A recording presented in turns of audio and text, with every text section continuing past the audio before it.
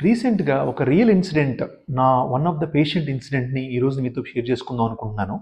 So, ఒక patient 32 year ఉన్న ఒక మేల్ పేషెంట్ మన దగ్గరకొచ్చారు. ఆ మేల్ పేషెంట్ వచ్చినప్పటికే చాలా డల్‌గా, దిగాలుగా ఉన్నారు. సో, ఏదో జరగకూడదు జరిగిపోయినట్టుగా ఆల్రెడీ ఉన్నారు.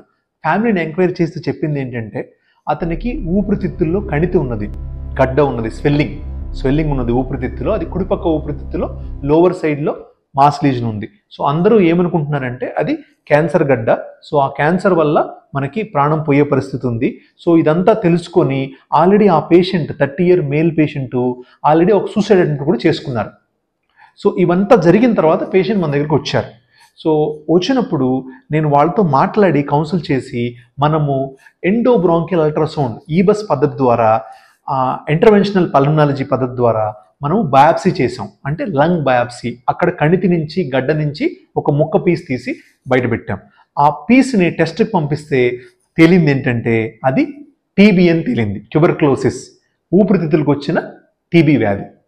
సో ఎందుకని చెప్పాల్సి వస్తుందంటే ఇది ఆ టీబీ అనేది 100కి 100% క్యూర్ చేయొచ్చు, కానీ లంగ్ క్యాన్సర్ అనేది క్యూర్ చేయలేము.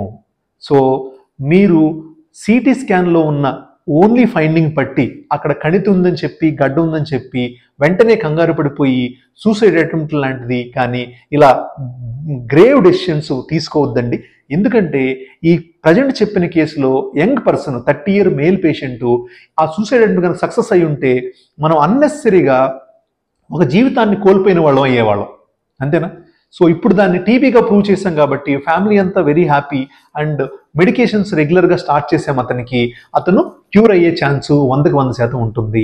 So friends, conclusion take home ఏంటంటే ఓన్లీ సిటీ స్కాన్ ఫైండింగ్స్ మీద కానీ సిటీ స్కాన్లో మాస్ లీజన్ ఉంది ఇంకా నాకు క్యాన్సర్ కన్ఫర్మ్ అని చెప్పి డీలా పడటం కానీ స్ట్రెస్లోకి వెళ్ళటం కానీ ఇలాగా గ్రేవ్ డెసిషన్స్ తీసుకోవటం కానీ చేయొద్దండి. Consult a proper specialty pulmonologist and get your biopsy done and get the results. Namaste.